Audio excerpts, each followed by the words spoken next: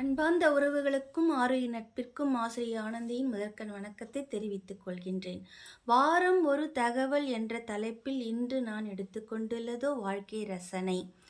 வாழ்க்கையை நாம் ரசித்து வாழ்கின்றோமா? சிந்தியுங்கள் தோழர்களே.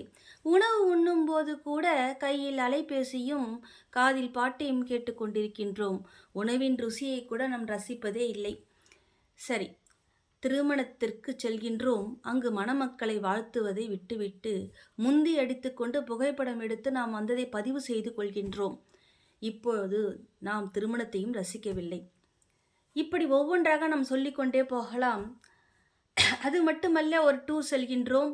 அங்கு பல இடங்களை நாம் கண்டு ரசிக்கச் செல்கின்றோம். ஆனால் அந்த மலை அருவிகளையும் கடலையும் நாம் ரசிப்பதை விட்டுவிட்டு நாம் செல்ஃபி எடுத்துக்கொண்டு நம்முடைய நிழலை ரசிக்கின்றோமே தவிர நிஜத்தை ரசிப்பதே இல்லை. வாழ்க்கையை முக்கியமாக வாழ்வது இல்லை, நாம் வசித்து கொண்டுதான் இருக்கின்றோம். அவை ஆடு மாடு கூட தான் செய்கின்றது. தின்று திரிந்து உறங்கவோ நாம் பிறந்தோம்? இல்லை, வாழ்க்கையை ரசித்து வாழ வேண்டும். இங்கே ஒரு கதையை உங்கள் முன் வைக்கின்றேன். யுவாங் ஒசாங்கி என்பவர், அவருடைய விசித்திர கதையை எழுதியவர் ஊஸ்பெஸ்கி. அந்த யுவாங் ஒசாங்கி என்பவர் 60 வயது பணிக்காலம் முடிந்த பிறகு ஓய்வு பெற்று விட்டார். அவருக்குள் தோன்றுகிறது, நாம் பணியை சரியாக செய்யவில்லையே, நிறைய வாழ்க்கையில் தவறுகள் செய்து விட்டோமே என்று. நான் என்ன செய்வது என்று யோசித்த போது மந்திரவாதியிடம் செல் என்று கூறினாராம்.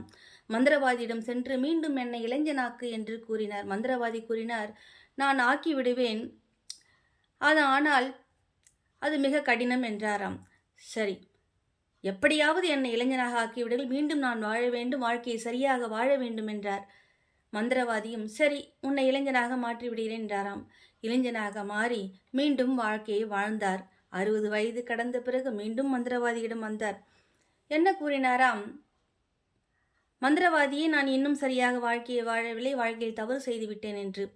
அவர் கூறினாரா, நீ எத்தனை முறை பிறவி எடுத்தாலும், எத்தனை முறை நீ இளைஞனாக மாறினாலும் நீ இவ்வாறு தான் இருப்பாய் என்றார். அதற்கு என்ன காரணம் என்று கேட்டாராம்.